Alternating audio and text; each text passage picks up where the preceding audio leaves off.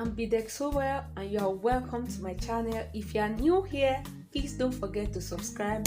In today's tutorial, I'm going to use two different kinds of molds to make our jewelry, and also I will need a resin and hardener, some misting curves, a misting stick, and also I'm going to use two acrylic colors, black and also white.